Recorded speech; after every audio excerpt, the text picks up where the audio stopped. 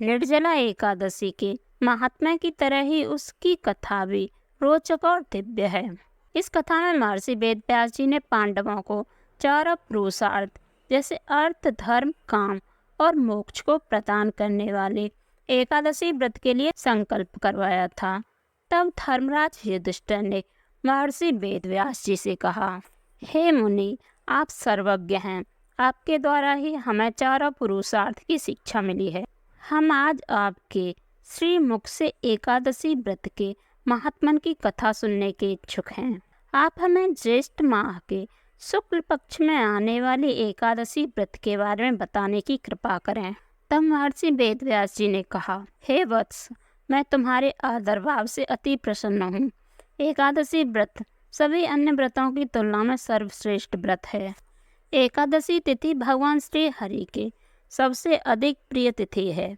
पद्म पुराण में भगवान श्री हरि ने सभी एकादशी व्रत के महात्म्य के बारे में विस्तार पूर्वक बताया है, किंतु एकादशी व्रत के कुछ नियम हैं। जो भी जन श्रद्धा भाव से अगर एकादशी का व्रत करता है तो उसकी इच्छा से अधिक फल की प्राप्ति होती है। यह व्रत हर जन को पूर्ण विधि विधान से करना चाहिए। इस व्रत में एकादशी तिथि के दिन सूर्योदय होने से द्वादशी तिथि के सूर्योदय होने तक अन्न ग्रहण करना वर्जित है। एकादशी तिथि के दिन प्रातः सूर्योदय होने से पूर्व यजमान को उठाना होता है और फिर गंगाजल या गंगाजल मिश्रित जल से स्नान करके अपनी दैनिक पूजा और आराधना के कार्य समाप्त करने के पश्चात घर में शुद्धि और सात्विक भोजन बनाकर निमंत्रित ब्राह्मणों को पहले भोजन अर्पित कर उन्हें उचित दक्षिणा देकर पूर्ण संतुष्ट करने के पश्चात ही स्वयं भोजन करना चाहिए। यही इस व्रत का पूर्ण विधान है। एकादशी व्रत की विधि सुन भीमसेन बोले, हे कृपा श्रेष्ठ, आपकी श्री मुख से एकादशी व्रत की विधि सुनकर मैं अत्यधिक यह व्रत करने हेतु प्रेरित हो गया हूँ। राजा युधिष्ठिर, माता कुंती, भार्या द्रौपदी, अनुज अर्जुन, नकुल और सहदेव इस पतित पावन एकादशी व्रत पर कभी भोजन ग्रहण नहीं करते और मुझसे भी यही आग्रह करते हैं कि मैं भी भोजन ना करूं, किंतु मेरा हर बार उनसे यही निवेदन रहता है कि मुझसे भूख नहीं सही जाती। भीमसेन की बात सुन महर्षि वेदव्यास जी ने कहा, हे वत्स, मैं तुम्हारी स्थिति को भली भांति समझता हूँ, किंतु अगर तुम नरक को दूषित समझते हो और तुम्हें स्वर्ग लोक अति प्रिय है तो इस अवस्था में तुम्हें दोनों पक्षों की एकादशी तिथि को भोजन का त्याग करना सर्वथा उचित है। वेदव्यास जी की बात सुनकर भीमसेन बोले, हे मुनि, आपकी बात सर्वथा उचित है, किंतु मैं आपसे सत्य कह रहा हूँ। मैं एक बार भोजन करके भी व्रत नहीं कर सकता, तो फिर मैं पूरा दिन भूखा रहकर कोई व्रत कैसे पूर्ण कर पाऊंगा। मेरे उदर में व्रक नामक अग्नि हमेशा प्रज्वलित रहती है, अतः जब भी मैं अधिक भोजन ग्रहण करता हूँ तभी यह शांत और तृप्त हो पाती है। इसी कारणवश हे मुनि श्रेष्ठ, मैं पूरे वर्ष में केवल एक बार ही व्रत कर सकता हूँ।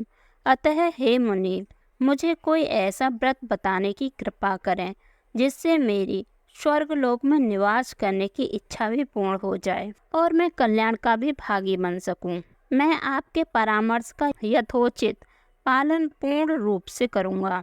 महर्षि वेदव्यास जी ने कहा, हे कुंती सूत, हे बलश्रेष्ठ, तुम्हारा निवेदन सुन मैं अहोभावित हो गया हूँ। अतः अब मेरे वचन ध्यान पूर्वक अवश्य सुनना। ज्येष्ठ माह में जब सूर्य वृष राशि में हो या मिथुन राशि में शुक्ल पक्ष को आने वाली एकादशी का निर्जला व्रत तुम्हारे लिए सर्वथा उचित और कल्याणकारी होगा। केवल कुल्ला या आचमन ग्रहण करने हेतु तुम मुख में जल का प्रयोग कर सकते हैं, किंतु उसके अलावा किसी भी परिस्थिति में जल को मुख में ग्रहण करना व्रत को निष्फल बनाने के बराबर होगा।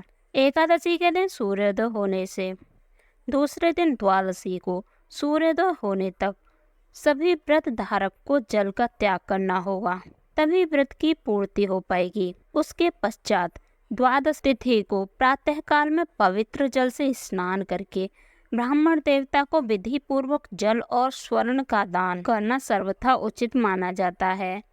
इस प्रकार सभी कार्य करने के बाद जिसने भी व्रत रखा है उन्हें ब्राह्मणों के साथ भोजन करना चाहिए।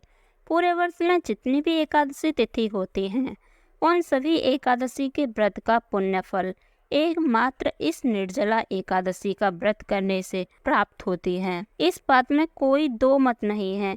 हे वत्स, कमल पुष्प शंख चक्र और गदाधारी श्री हरि ने अपने श्री मुख से यह कहा था कि अगर कोई मनुष्य अपने सारे मोह त्याग कर एकमात्र मेरी शरण में आ जाए और एकादशी के व्रत को निराहार कर करे तो उसे मैं सभी पाप कर्म से मुक्त कर देता हूँ।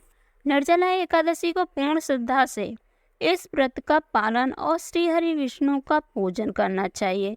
इस व्रत के करने से संसार में व्रतधारी स्त्री हो या पुरुष, अगर उसने मेरु पर्वत के समान भी पाप क्यों न किए हों, उसके सारे पाप कर्म नष्ट हो जाते हैं। इस निर्जला एकादशी का व्रत करने वाले मनुष्य को अपनी मृत्यु के समय विशालकाय विकरालाकृति और अंधकार में दिखाने वाले भयंकर दंड और पासधारी यमदूत के भयभीत होने की आवश्यकता कभी नहीं होती, क्योंकि उन्हें भी पीताम्बरधारी, सौम्य स्वभाव वाले, हाथ में सुदर्शन धारण करने वाले और मन के समान वेगशाली विष्णुदूत उन्हें भगवान विष्णु के धाम में ले जाते हैं।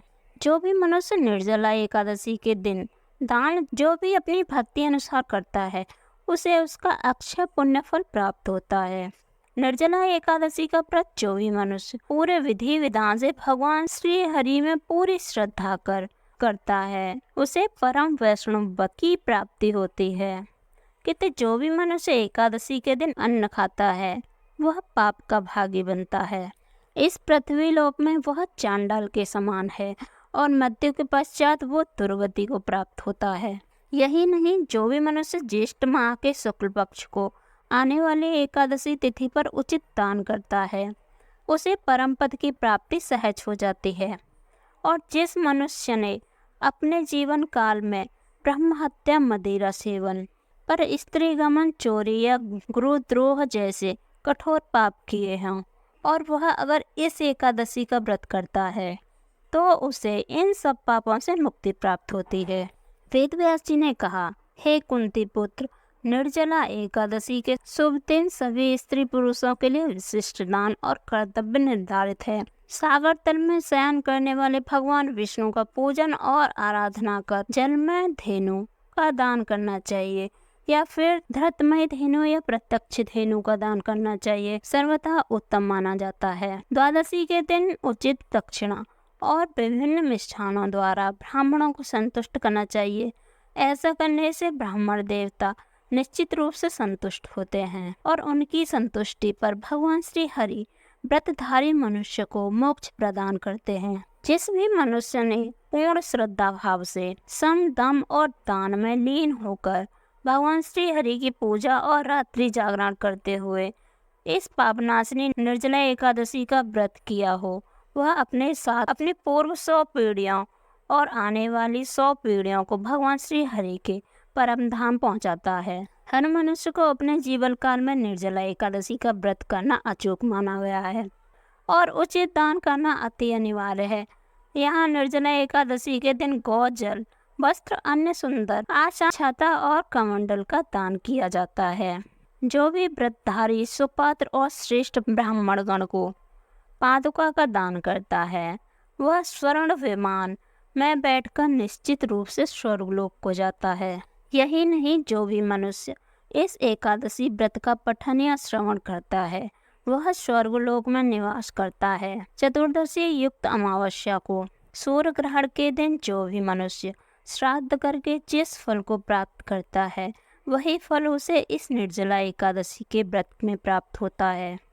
सर्वप्रथम हर मनुष्य को दंत धावन करते हुए यह प्रण लेना चाहिए कि मैं भगवान श्री हरि की प्रसन्नता हेतु इस एकादशी को निराहार कर आचमन के अतिरिक्त अपने मुख में जल ग्रहण नहीं करूँगा। द्वादशी के दिन सर्वेश्वर भगवान श्री हरि का गंध, धूप, सुंदर वस्त्रों और पुष्प से विधि पूर्वक पूजन करके जल के घड़े के दान का संकल्प लेते हुए करना चाहिए। संसार रूपी सागर से हमें तारने वाले हैं प्रभु श्री हरि। इस जल के घड़े का दान करने से हमें परम गति की प्राप्ति करवाइए। हे महाबली भीमसेन, ज्येष्ठ माह के शुक्ल पक्ष में आने वाली एकादशी के दिन निर्जला व्रत करना चाहिए। इस दिन श्रेष्ठ ब्राह्मणों को आमंत्रित कर उनका पूजन करके उन्हें जल और शक्कर के दान के साथ साथ जल के घड़े का भी दान करना चाहिए। इस दान के फल स्वरूप मनुष्य श्री हरि के अधिक निकट पहुंच जाता है और परम आनंद की अनुभूति करता है। तत्पश्चात द्वादशी तिथि को ब्राह्मणों को आमंत्रित कर उन्हें सात्विक भोजन अर्पण करने के बाद स्वयं भोजन करना चाहिए।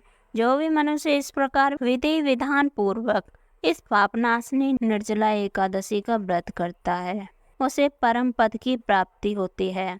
महर्षि वेद व्यास जी के श्री मुख से यह वचन सुनकर महाबली भीमसेन भी इस व्रत को करना आरंभ कर देते हैं।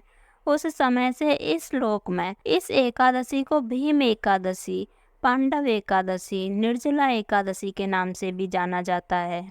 ज्येष्ठ माह के शुक्ल पक्ष की इसी एकादशी के दिन भगवान श्री कृष्ण ने माता रुक्मणी का हरण किया था। अतः इस एकादशी को रुक्मणी हरण एकादशी भी कहा जाता है। हिंदू धर्म में यह एकादशी एकमात्र ऐसी है जिसके करने मात्र से पूरे साल भर आने वाली एकादशी के फल प्राप्त हो जाते हैं। वीडियो अच्छी लगी हो तो वीडियो को लाइक जरूर करें।